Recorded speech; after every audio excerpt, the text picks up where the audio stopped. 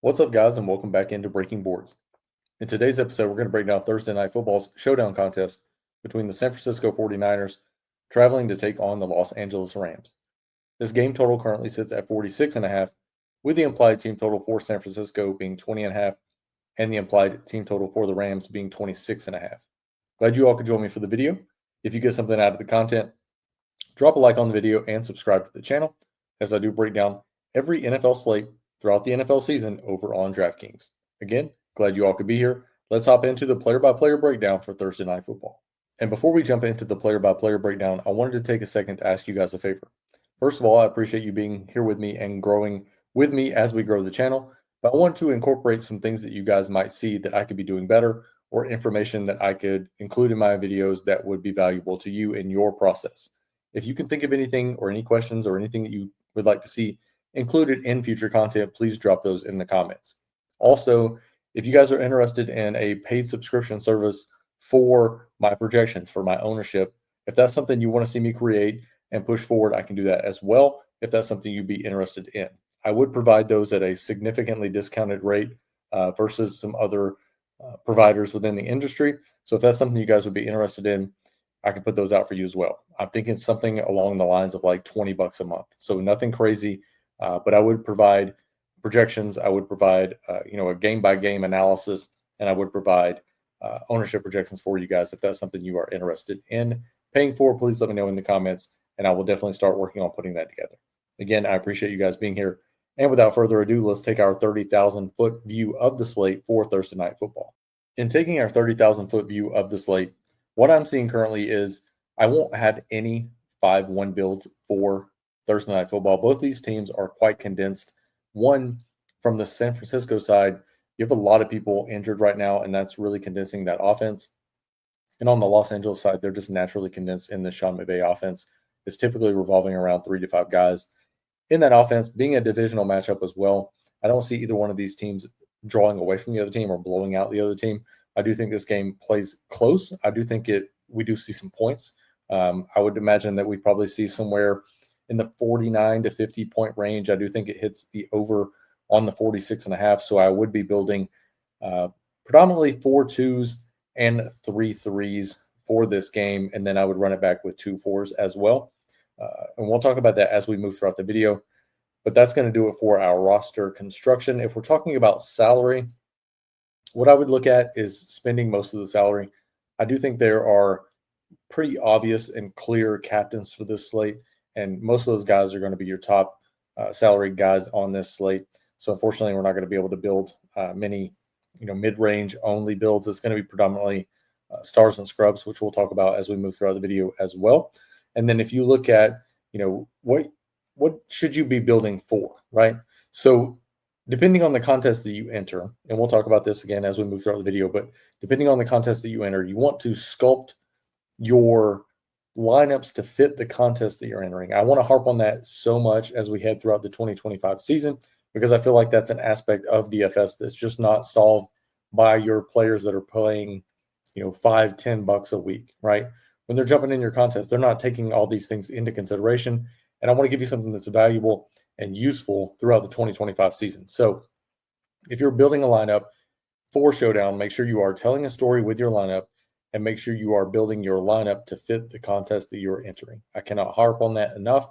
I do not feel that that's taken advantage of enough. And again, we'll talk about that as we head throughout the video as well. And without further ado, let's jump right into the player-by-player breakdown for Thursday Night Football. And jumping into the player-by-player breakdown and taking a look at the San Francisco side first. Up top, we have Brock Purdy and we have Mac Jones. Purdy is dealing with a little bit of soreness after playing in Week 4. Those were his first snaps in Week 4 since the opening game. And I do think he's dealing with a little bit of soreness. I tentatively expect him to play, but if he does not, we will discuss both options here in just a second. Another thing would be keep an eye on the injury report as we head throughout Tuesday and Wednesday for this game to see who's in and who may be out. And then keep an eye out about an hour before kickoff to know who's really, truly inactive for Thursday night. This is a Los Angeles team that has allowed the 9th fewest fantasy points per game to opposing QBs in 2025, and they've allowed the 5th fewest touchdown passes through the air to the QB position. Both Purdy and Mac are averaging about 2 passing touchdowns per game. Neither one of these quarterbacks has a high rushing upside, although either one of them could get out of the pocket for 10, 15 yards if they need to. But again, this is a divisional game, and I would expect this game to play tough with both these teams being 3-1 and playing in a very tough division in the NFC West. If you were to prefer either of these guys in the captain position for Thursday Night Football, you want to make sure that you are pairing at least 2 and then up to 3 pass catchers alongside them for Thursday night. I would consider Purdy a core play if he plays, and then Mac Jones, I would match the field on him if Purdy is out. For instance, if you are building a San Francisco QB captain lineup, for this video, we'll pick Purdy. If it ends up being Mac Jones, it doesn't change anything, right? So we'll consider Purdy. We're going to look at CMC. You can include Pearsall or Jennings. Again, keep an eye on the injury report, but you can include Pearsall or Jennings. You can include Pinheiro. You can include Bourne, Tonjes. You can include Demarcus Robinson, Valdez Scantling, Sky Moore, Juszczyk. I mean, there's quite a few guys here that you can include from a salary savings standpoint if you have Purdy captain lineups. If we're talking about Purdy up top, Sky Moore, Juszczyk, Brian Robinson, Valdez Scantling, Demarcus Robinson, all those types of guys would be larger field flex plays for me, depending on the injury report, which we'll talk about that more throughout the video as well. I know I've said that quite a bit in the video, but there's just a lot of moving parts on this slate as I'm recording this on Tuesday. And a lot of it's going to depend on if-then statements, essentially. So we're going to have to talk about it quite a bit. But Bourne, Tonjes, Pinheiro, I don't mind mixing those guys in the flex in my Purdy lineups. If we're talking smaller field, I would try to keep it either Pinheiro, CMC, Jennings, Pearsall, those kind of guys, and then mix and match those lower salary guys as we move into larger field contests. If we move over to the running back position for San Francisco, it's pretty much a 2-man race here with CMC and Brian Robinson Jr. For Christian McCaffrey, going against this LA team that has been the toughest matchup on paper versus the running back position to start the season. They've allowed zero touchdowns to the running back position through 4 games. But a fully healthy CMC has always led to fantasy goodness, and he's seen around 85% of the snap share for the running back position for San Francisco. And he remains one of the few San Francisco players right now that doesn't have an injury designation as we head into week number 5. And he's averaging nearly 30 touches per game. Opportunity is always going to be good for fantasy points when you have a player like Christian McCaffrey. I think CMC is just a no-brainer play. He's one of my favorites on the slate and one of my most obvious captains for the slate for Thursday night. If you do play CMC in the captain spot in large field, you're going to need to incorporate getting a little bit off the board with some of those lower price guys that we talked about earlier in the flex spots. And if you want to be avoiding being duped on Thursday night, there's going to be a large amount of teams that are going to have some ownership on CMC in the captain spot. And for me, again, CMC is an obvious core play in both the captain spot and in the flex. If we move down to Brian Robinson Jr., he's averaging about 20% of the running back snap share for San Francisco.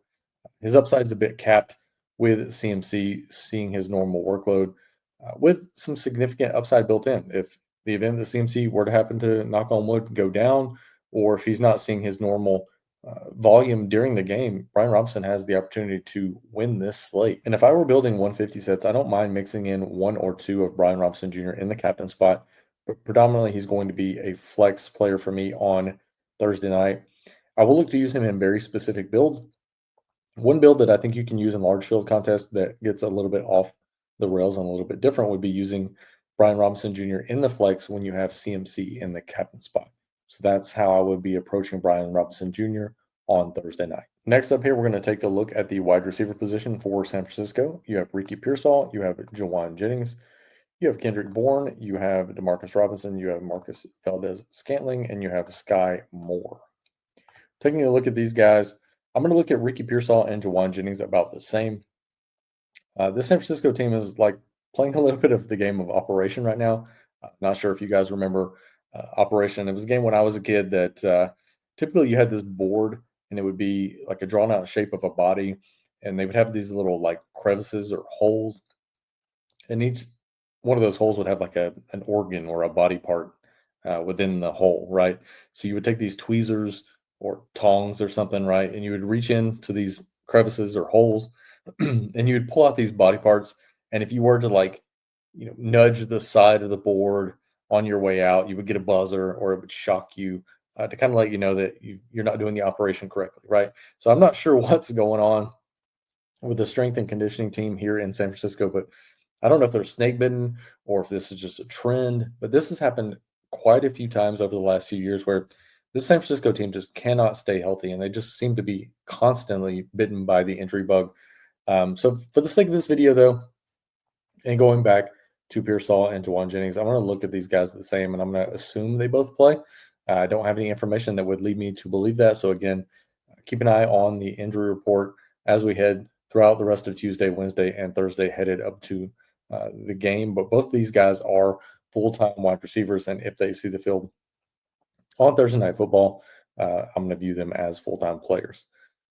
If they play, I think both are captain viable. This is a plus matchup.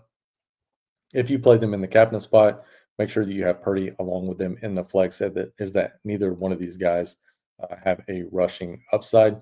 If both guys play, I will match the field on both of them in the captain spot and in the flex. If one sits and the other is out, you can bump the projection the projection and the ownership for the other player at about 10 to 15%, in my opinion. This is a situation that we are going to need more information before I can really give you a play headed into Thursday night. But keep your eye on the injury report. Again, if both guys are healthy, I would match the field in the captain spot and in the flex. If you do have them in the captain spot, make sure that you have Brock Purdy along with them in the flex. Next up, we have Kendrick Bourne. I want to talk about Kendrick Bourne and a little bit of if-then statements, right? So if Purdy, Pearsall, and Jennings all play, Bourne is a viable flex option. If Jones, Pearsall, and Jennings all play, Bourne is a viable flex option. If Purdy plays and one of Pearsall or Jennings sit, Bourne becomes a preferred flex play. If Jones plays and one of Pearsall or Jennings sit, then Bourne would become a core flex play. That might be something you need to watch back, but good news for us, it's on video. So if you need to rewind that for a few seconds to kind of catch up on Kendrick Bourne, I don't mind that at all, and I don't blame you guys. I would have to watch it again if I were watching it on YouTube, but that would be my play for Kendrick Bourne. As we roll down to Sky Moore, Demarcus Robinson, MVS, these are going to be your dart throws in 150 max sets, assuming everyone's healthy, right? If there's significant injury concerns as it relates to this wide receiver room as we head into Thursday, let's say for some reason Pearsall, Purdy, and Jennings are all out, right? That's going to bump everybody in this spot. So just kind of, again, keep an eye on your injury report. If I had to put these guys in order, it would be Sky Moore, Demarcus Robinson, and then MVS related to the salary. If we're talking about workload, you would have Demarcus Robinson, Sky Moore, and then MVS, in my opinion. None of these guys are a captain consideration for me, but will be mixed in the flex, predominantly in Brock Purdy captain lineups. Next up, as we scroll over to the tight end position and clear out these receivers here, you have Jake Tonges. I'm assuming I'm saying that correct. And you have Luke Farrell. Tonges so far, man, he's been kind of a George Kittle light, if you will. This is kind of a mid matchup here going against LA. And he's really shown some upside. He's shown the ability to earn a few snaps when Kittle returns. He's a solid play for me here at $4,200 in the flex. I will have no captain ownership on him for Thursday night. And then for Luke Farrell, he's going to be more of a 150 max GPP dart throw for me, and typically in those Brock Purdy captain lineups. And as we take a look at the kicker and defense here for San Francisco, you have Eddie Pinheiro and you have the San Francisco defense. I wouldn't consider either one of these guys in the captain spot for Thursday, but I would consider them in the flex. I'll look to be around 15 to 20% on both these players. As we head into Thursday Night Football, don't mind getting up to 25% in the flex spot, but I won't have any captain ownership on either of these players in a divisional matchup. I do think they're in decent spots, but again, I don't think that their ceiling is very high in this particular matchup. And as we roll over to the Los Angeles side, you have up top Matthew Stafford at the QB position. Stafford just absolutely went off in week number 4, but in a divisional spot against San Francisco, I think that we should temper our expectations in this spot. San Francisco has allowed the 5th fewest fantasy points per game to opposing QBs to open the year. I look to be a bit under the field in the captain spot on Stafford, and I look to be around 40 to 50% in the flex on each one of these quarterbacks. If he's in the captain spot, you're going to want to make sure that you pair at least 2, maybe 3 pass catchers with him for Thursday Night Football, and that he has no rushing upside. I think he has a fine game here, but I don't really see his ceiling being significantly high against this San Francisco defense that hasn't been terrible to start the season. And Stafford would be a core flex play for me for Thursday. If you do have Stafford up top, you can obviously look to get him with Puka, Devontae Adams, Kyren Williams, Josh Carty, Tutu Atwell, Blake Corum, Tyler Higbee, Davis Allen, Whittington, Parkinson. If you want to get really off the board, you could go Hunter here as well.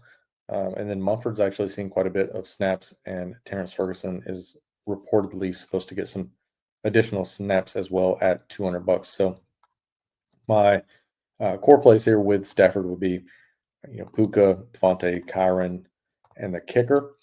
And then you can mix in one of those guys that we just talked about below that range if you would like. So I would go Stafford, 1 or 2 of these guys, and then one of those bottom guys that we just talked about as well in the Stafford captain lineups. As we float over to the running back position for the Rams, we have Kyren Williams and we have Blake Corum. Jaquez Hunter has not seen the field yet, so we're not going to include him. But if you want to, like we just talked about, you can include him. I would put him in the flex in Matthew Stafford captain lineups, given that he's going to be predominantly a pass catcher out of the backfield. But as we take a look at Kyren and Blake Corum, Kyren's and this entire Rams running back room is going against the 7th toughest matchup on paper versus opposing running backs. Kyren has started to be spelled a little bit by Blake Corum. He's given up around 20% of the workload to Corum, but Kyren is still seeing around, on average, 20 touches per game. I do think Kyren is captain eligible. I'll probably look to be about the field on him in the captain spot, and I'll be around about the field in the flex as well. Kyren is a core flex play for me here for Thursday night. And then with Blake Corum, he's getting about 20% of the snap share for the Rams. He should see around 10 touches in this game. Predominantly going to be getting those on the ground. I think he's fine. I think he's priced appropriately. The upside here is a little bit capped, but if Kyren were to go down, like we talked about with CMC and Brian Robinson, if Kyren were to go down, that would throw Blake Corum through the roof at this price. Someone I will look to mix and match in very specific builds. And then as we roll over to the wide receiver position for the Rams, you have Puka Nacua, you have Devontae Adams, you have Tutu Atwell, you have Jordan Whittington, you have Xavier Smith, and you have Mumford, who we cannot click on. Smith and Mumford would be large field GPP darts, excuse me, for me on Thursday night. I would like to get those guys predominantly in your Matthew Stafford captain lineup. So Smith and Mumford would be, again, 150 dart throws for me. Jordan Whittington, basically the same thing here, just priced a little bit higher. He does have a more significant snap share than those guys we just mentioned, but again, he would be a dart throw for me in specific Matthew Stafford captain lineups. And then if we talk about Puka, I don't know what else to say at this point. Puka just looks like he was specifically engineered to participate in this Sean McVay offense. I think we could be seeing another one of those Cooper Kupp seasons like we saw a couple of years ago where he could break some records. He's been over 20 fantasy points in each one of the games to start the season. This guy's getting targeted at least 10 times. I think he's seen 11, 15, 8 throughout 4 weeks. So I expect another 10 to 12 targets here in a matchup that's winnable for Puka. I'm going to be over the field on him everywhere. Captain flex. He would be probably either my favorite or second favorite captain on the entire slate. That's between him and Christian McCaffrey. but he will be a core play for me in the captain and then the flex. Talking about Devontae Adams, he's pretty much Puka Nacua light. I do think he sees somewhere between 8 and 10 targets in this matchup. Look to be a core piece for me in the captain and in the flex as well. And then, those guys we just talked about with Tutu, Whittington, Mumford, Smith, all those guys are just dart throws in your larger field GPP contest. And I would do that in your Matthew Stafford captain lineups. As we roll over to the tight end position, you have Higbee, you have Allen, you have Parkinson, and then you have Ferguson. No captain ownership for me on these guys. Again, just all 150 dart throws. Again, predominantly in those lineups where Matthew Stafford is up top. Prefer guys like this either in Stafford captain lineups where you're doing a 4-2 build, or I prefer guys like this when you're doing a 2-4 build with the running back up top, or in this case, Puka or Devontae Adams. I think both those guys have high upside as well. And then as we roll over to the kicker and the defense, you have Josh Carty and you have the Rams. I view these guys just about the same as I did with Pinheiro and the 49ers defense. We look to be about 15 to 25%-ish on each one of those plays. In the flex spot, we'll have none of them in the captain spot for Thursday night. That's going to do it for the breakdown for Thursday Night Football. Again, I appreciate you guys hanging out throughout the video. If you made it this far, drop a like on the video, subscribe to the channel. Again, I break down every NFL slate on DraftKings throughout the NFL season. And just to follow up, again, if you've made it this far, anything that you'd like to see in future videos, please drop that in the comment. Anything I can cover to help your process, anything of that nature, more than happy to answer those questions in the comments. If you would like to see a subscription service, again, for projections, ownership, player-by-player breakdown as we head into each slate, please let me know, and I'll start working on putting that together. It will be significantly reduced in price. Again, this is just something I'm doing. It is time-consuming, but it's something I'm doing and hopefully helping you guys out. I'm thinking probably somewhere in like the $20 or $30 a month range, which would be about $5 a week, which I think is significantly more affordable than most within this community. So if that's something you're interested in, let me know in the comments and I'll start working on putting that together. Again, glad to have you all here. I appreciate you being here. Hopefully you got something out of the content. Hopefully you take down something large on Thursday night. And I'm hoping that we see you guys again for the main video coming for the main slate over on DraftKings for this Sunday. Have a good weekend, guys, and we'll see you guys next time.